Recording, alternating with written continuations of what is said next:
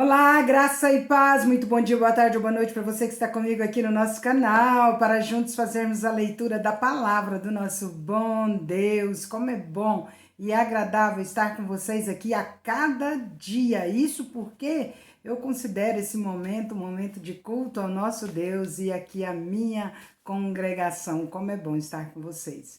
Gente, não vamos nos esquecer de perseverarmos em oração pelas nossas irmãs, né?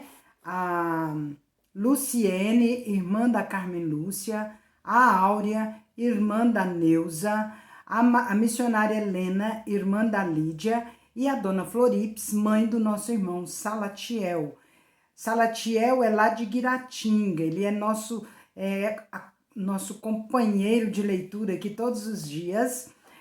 Também temos a Neuza, que é lá de Rondonópolis, que é também nossa companheira de leitura aqui todos os dias. Temos a Carmen Lúcia, que é de Poxoréu, nossa companheira de leitura, e a Lídia, que é lá de São José do Rio Preto, não mora lá mais, mas uma cidadezinha próxima. Gente, isso porque Deus me concedeu a graça de morar em vários lugares, então a gente conhece bastante pessoas, né? Trabalhei em Poxoréu, pelo presbitério do presbitério de Rondonópolis. Então, com isso, eu conheci a nossa irmã Neuza, eu conheci a Carmen Lúcia era ovelha da congregação, a Neuza era de Rondonópolis. Conheci o Salatiel bem antes de ir para Poxoréu, que eu trabalhei em Tesouro, uma congregação de Guiratinga, de onde o Salatiel é nosso irmãozão, né? Então é isso aí, gente. E a Lídia eu conheci lá em São José do Rio Preto, por ocasião de quando eu residia ali, né? Não como missionária, mas congreguei na mesma igreja que ela. Como é bom.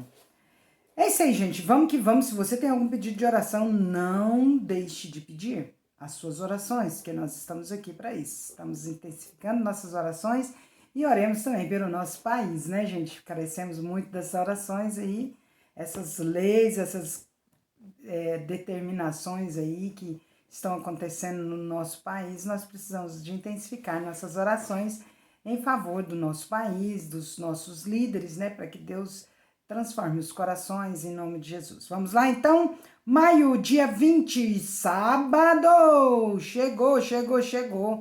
Finalizando aí a semana, e amanhã é dia do Senhor, como disse a Paulinha no comentário dela de ontem. Precisamos estar atentos que domingo é dia de compromisso com Deus, ir para casa, nós temos compromisso com Deus todos os dias, mas ir à casa do Senhor é domingo, então não perca essa oportunidade.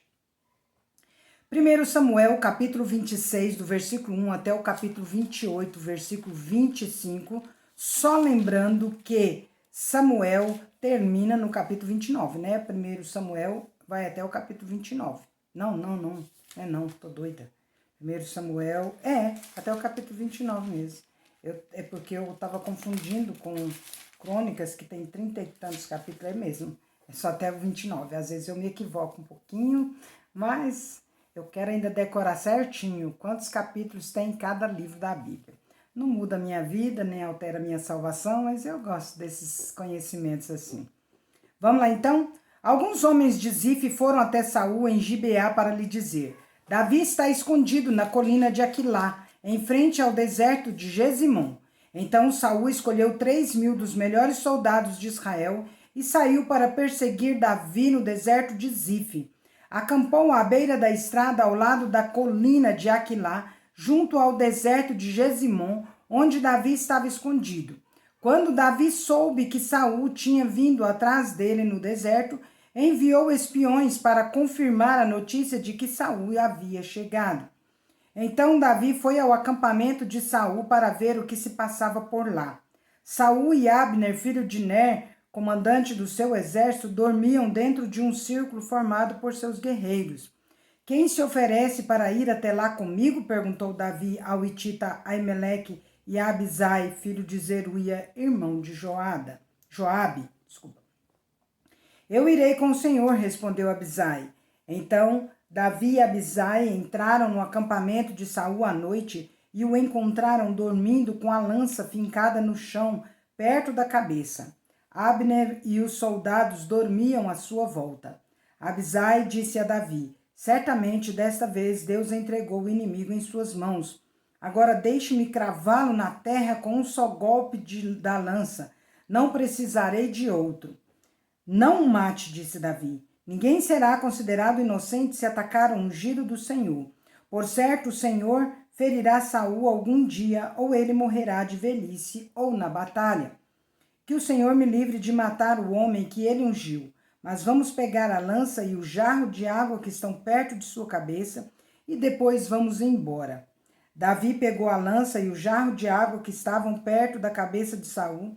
Depois ele e Abisai saíram sem que ninguém os visse nem acordasse, pois o Senhor os tinha feito cair num sono profundo. Davi subiu a colina e passou para o outro lado até estar a uma distância segura. Então gritou para os soldados e para Abner, filho de Ner: acorde, Abner! Abner perguntou de volta: quem é você e como ousa acordar o rei aos gritos? Você é um grande homem, não é mesmo, Abner? Disse Davi. Quem em todo Israel pode se comparar a você? Por que então não protegeu seu senhor, o rei, quando alguém chegou tão perto dele que poderia matá-lo? Isso não é nada bom. Tão certo como vive o Senhor, tão certo como o Senhor vive, você e seus homens merecem morrer, pois não protegeram seu rei, ungido do Senhor. Olhe em volta, onde estão a lança e o jarro de água do rei que estavam perto da cabeça dele? Saul reconheceu a voz de Davi e disse: é você, meu filho Davi? Davi respondeu: sim, meu senhor, o rei. Por que meu senhor persegue seu servo? O que eu fiz? Qual é o meu crime? Agora, porém, peço que o rei ouça seu servo. Se o Senhor incitou o rei contra mim, então que ele aceite minha oferta, pois se isso tudo não passa de um plano de homens, que o Senhor os amaldiçoe, pois eles me expulsaram de meu lar, de modo que não posso mais viver entre o povo do Senhor, e disseram: vá servir outros deuses. Devo morrer em terra estrangeira, longe da presença do Senhor? Porque o rei de Israel sai à procura de uma pulga? Porque me persegue como uma perdiz nos montes? Então Saul disse: pequei. Volte para casa, Davi, meu filho, e não procurarei mais lhe fazer mal, pois hoje você considerou minha vida preciosa. Tenho sido insensato e cometi muitos erros muito graves. Aqui está a sua lança, ó rei, respondeu Davi. Mande um dos seus servos vir pegá-la. O Senhor recompense quem age com justiça e lealdade, e eu me recusei a matar o rei, mesmo quando o Senhor o entregou em minhas mãos, pois é o ungido do Senhor. Agora que o Senhor considere minha vida preciosa, como hoje considerei preciosa a vida do rei, que ele me livre de todos os meus sofrimentos. E Saul disse a Davi: seja abençoado, Davi, meu filho. Você realizará muitos feitos heróicos e certamente será bem-sucedido. Então Davi foi embora e Saul voltou para casa. Davi, porém, pensou: um dia Saul me apanhará. O melhor que tenho a fazer é fugir para a terra dos filisteus. Então Saul deixará de me perseguir em todo o território de Israel e por fim estarei seguro. Assim, Davi levou 600 homens e foi até Aquis, filho de Maoque, rei de Gate. Davi, seus soldados e suas famílias se estabeleceram ali com Aquis em Gate. Davi levou suas duas esposas, Ainoã de Jezreel e Abigail, viúva de Nabal do Carmelo. Quando Saul soube que Davi tinha fugido para Gate, deixou de persegui-lo. Certo dia, Davi disse a Aquis: se parecer bem ao meu senhor, preferimos viver em uma das cidades no campo. Seu servo não precisa morar na cidade real. Então Aquis lhe deu a cidade de Ziclag, que pertence aos reis de Judá até hoje. E Davi viveu 1 ano e 4 meses entre os filisteus. Partindo de Ziclag, Davi e seus homens atacavam os Gesuritas, os Gesurritas, os Gersitas e os Amalequitas, povos que desde tempos muito antigos viviam perto de Sura, até a terra do Egito. Davi não deixava nenhum sobrevivente, homem ou mulher, nos povoados que atacava. Antes de comparecer à presença do rei Aquis tomava ovelhas, gado, jumentos, camelos e roupas. Que lugar você atacou hoje? Perguntava Aquis. E Davi respondia: o sul de Judá, a região dos Jerameelitas e dos Queneus.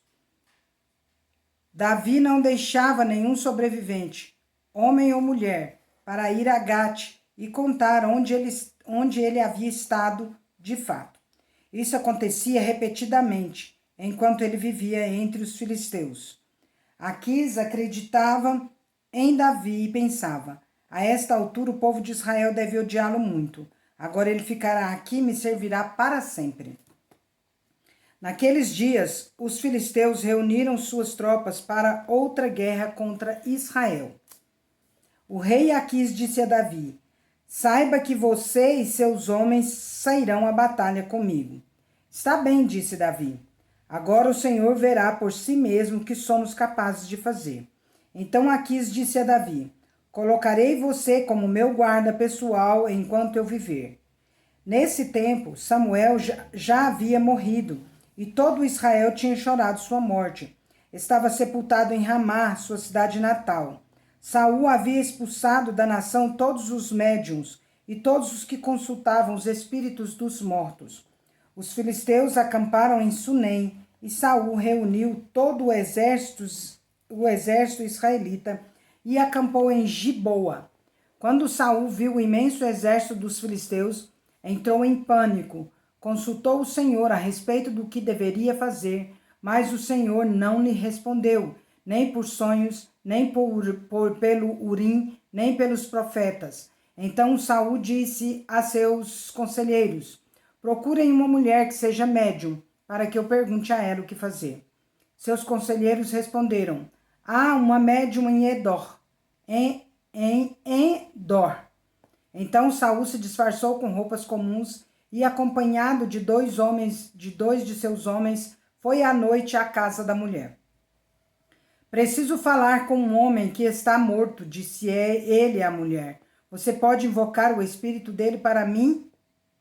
Quer que me matem? Respondeu ela. Você sabe que Saul expulsou todos os médiuns e todos os que consultam os espíritos dos mortos, porque prepara uma armadilha contra a minha vida? Saul, porém, jurou em nome do Senhor e prometeu: tão certo como vive o Senhor, nenhum mal lhe acontecerá por isso. Por fim, a mulher disse: de quem é o espírito que devo invocar? De Samuel, respondeu Saul. Quando a mulher viu Samuel, gritou: você me enganou, você é Saul. Não tenha medo, disse o rei. O que você vê? Vejo um Deus com letra minúscula, subindo da terra, disse a mulher. Qual é a aparência dele? Perguntou Saul. É um ancião envolto num manto, respondeu ela. Saul entendeu que era Samuel e se curvou diante dele com o rosto em terra. Então Samuel perguntou a Saul: por que me perturba chamando-me de volta? Porque estou muito angustiado, respondeu Saul. Os filisteus estão em guerra contra mim. Deus me abandonou e não me responde por meio de profetas nem por sonhos.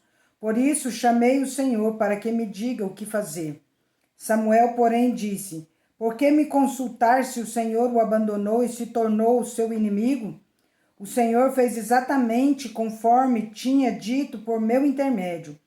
Rasgou de suas mãos o reino e o entregou a outro, Davi. O Senhor lhe fez isso hoje porque você se recusou a executar a ira ardente dele contra os amalequitas. Além disso, o Senhor entregará você e o exército de Israel nas mãos dos filisteus, e amanhã você e seus filhos estarão aqui comigo. O Senhor entregará o exército de Israel nas mãos dos filisteus. No mesmo instante, Saul caiu estendido no chão, paralisado de terror com as palavras de Samuel. Estava fraco de fome, pois não havia comido nada durante todo aquele dia e toda aquela noite. Quando a mulher viu quanto ele estava perturbado, disse: meu senhor, obedeci a sua ordem e arrisquei minha vida. Agora faça o que digo e deixe que eu lhe dê alguma coisa para comer, a fim de que recupere as forças para a viagem de volta. Mas Saul se recusou a comer. Seus servos também insistiram para que ele se alimentasse, até que por fim ele concordou. Então ele se levantou do chão e foi sentar-se na cama. A mulher estava engordando um bezerro, de modo que saiu depressa e o matou. Pegou um punhado de farinha, preparou a massa e assou um pão sem fermento. Trouxe a refeição para Saul e seus conselheiros, e eles comeram, depois saíram naquela mesma noite. É interessante, né? A gente vê o trabalhão que dá para fazer um porco, e parece que é tão rapidinho, eles vai lá, faz, tá? Mas demora, né? João 11, de 1 a 54. Um homem chamado Lázaro estava doente. Ele morava em Betânia com suas irmãs, Maria e Marta. Foi Maria, irmã de Lázaro, que mais tarde derramou perfume caro nos pés do Senhor e os enxugou com seus cabelos. As duas irmãs enviaram um recado a Jesus dizendo: Senhor, seu amigo querido está muito doente. Quando Jesus ouviu isso, disse: A doença de Lázaro não acabará em morte.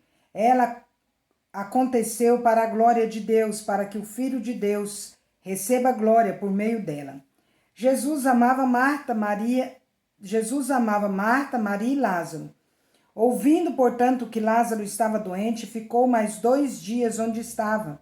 Depois disse a seus discípulos: Vamos voltar para a Judeia. Os discípulos se opuseram, dizendo: Rabi, apenas alguns dias atrás o povo da Judeia tentou apedrejá-lo. Ainda assim o Senhor vai voltar para lá? Jesus respondeu: Há 12 horas de claridade todos os dias. Durante o dia as pessoas podem andar com segurança, conseguem enxergar, pois têm a luz deste mundo. À noite, porém, correm o risco de tropeçar, pois não há luz. E acrescentou: Nosso amigo Lázaro adormeceu, mas agora vou despertá-lo. Os discípulos disseram: Senhor, se ele dorme é porque logo vai melhorar. Pensavam que Jesus falava apenas do repouso do sono, mas ele se referia à morte de Lázaro. Então ele disse claramente: Lázaro está morto, e por causa de vocês eu me alegro por não ter estado lá, pois agora vocês vão crer de fato. Venham, vamos até ele. Tomé, apelidado de Gêmeo, disse aos outros discípulos: Vamos até lá também para morrer com Jesus.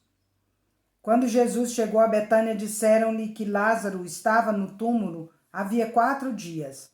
Betânia ficava a cerca de 3 quilômetros de Jerusalém, e muitos moradores da região tinham vindo consolar Marta e Maria pela perda do irmão. Quando Marta soube que Jesus estava chegando, foi ao seu encontro. Maria, porém, ficou em casa. Marta disse a Jesus: Se o Senhor estivesse aqui, meu irmão não teria morrido. Mas sei que mesmo agora Deus lhe dará tudo o que pedir. Jesus lhe disse: Seu irmão vai ressuscitar. Sim, respondeu Marta. Ele vai ressuscitar quando todos ressuscitarem no último dia. Então Jesus disse: Eu sou a ressurreição e a vida. Quem crê em mim viverá, mesmo depois de morrer. Quem vive e crê em mim jamais morrerá. Você crê nisso, Marta? Sim, Senhor, respondeu ela. Eu creio que o Senhor é o Cristo, Filho de Deus, aquele que veio ao mundo da parte de Deus. Em seguida voltou para casa. Chamou Maria à parte e disse: O mestre está aqui e quer ver você. Maria se levantou de imediato e foi até ele. Jesus tinha ficado fora do povoado, no lugar onde Marta havia se encontrado com ele. Quando as pessoas que estavam na casa viram Maria sair apressadamente, imaginaram que ela ia ao túmulo de Lázaro chorar e a seguiram. Assim que chegou ao lugar onde Jesus estava e o viu, caiu a seus pés e disse: Se o Senhor estivesse aqui, meu irmão não teria morrido. Quando Jesus viu Maria chorar e o povo também, sentiu profunda indignação e grande angústia. Onde vocês o colocaram? Perguntou. Eles responderam: Senhor, venha e veja. Jesus chorou. As pessoas que estavam por perto disseram: Vejam como ele o amava. Outros, porém, disseram: Este homem curou um cego. Não poderia ter impedido que Lázaro morresse? Jesus, sentindo-se novamente indignado, chegou ao túmulo, uma gruta, com uma pedra fechando a entrada. Rolem a pedra para o lado, ordenou. Senhor, ele está morto há 4 dias, disse Marta, a irmã do falecido. O mau cheiro será terrível. Jesus respondeu, eu não lhe disse que se você cresce veria a glória de Deus? Então rolaram a pedra para o lado. Jesus olhou para o céu e disse, Pai, eu te agradeço porque me ouviste. Tu sempre me ouves, mas eu disse isso por causa de todas as pessoas que estão aqui, para que elas creiam que tu me enviaste. Então Jesus gritou, Lázaro, vem para fora. E o morto saiu com as mãos e os pés presos com faixas e o rosto envolto num pano. Jesus disse, desamarrem as faixas e deixem-no ir. Muitos dos judeus que estavam com Maria creram em Jesus quando viram isso. Alguns, no entanto, foram aos fariseus e contaram o que Jesus tinha feito. Então os principais sacerdotes e fariseus reuniram o conselho dos líderes do povo. Que vamos fazer? Perguntavam uns aos outros. Sem dúvida, este homem realiza muitos sinais. Se permitirmos que continuem assim, logo todos crerão nele. Então o exército romano virá e destruirá nosso templo e nossa nação. Caifás, o sumo sacerdote, naquele ano disse, vocês não sabem o que estão dizendo. Não percebem que é melhor para vocês que um homem morra pelo povo em vez de a nação inteira ser destruída? Não disse isso por si mesmo, mas, sendo o sumo sacerdote naquele ano, profetizou que Jesus morreria pela nação inteira. E não apenas por aquela nação, mas para reunir em um só corpo todos os filhos de Deus espalhados ao redor do mundo, incluindo eu e você. Daquele dia em diante, começaram a tramar a morte de Jesus. Por essa razão, Jesus parou de andar no meio do povo. Foi para um lugar próximo do deserto, para o povoado de Efraim, onde permaneceu com seus discípulos. Salmo 117, 1 e 2. Louvem o Senhor todas as nações, louvem-no todos os povos, pois grande é o seu amor por nós, e a fidelidade do Senhor dura para sempre. Louvado seja o Senhor. Provérbios 15, 22 e 23. Planos fracassam onde não há conselho, mas tem êxito quando há muitos conselheiros. Todos se alegram quando dão a resposta apropriada. Como é bom dizer a coisa certa na hora certa. Isso é verdade, né? Precisamos pensar antes de falar. Muitas vezes isso não acontece comigo, né? Preciso parar mais de ser impulsiva. Todos nós, né? Que Deus nos abençoe, isso sim. Finalmente, irmãos, tudo que é verdadeiro, tudo que é respeitável, tudo que é justo, tudo que é puro, tudo que é amável, tudo que é de boa fama, se alguma virtude há e se algum louvor existe, seja isso que ocupe o nosso pensamento, em nome de Jesus. Amém. Deus é justo e bom. Vamos?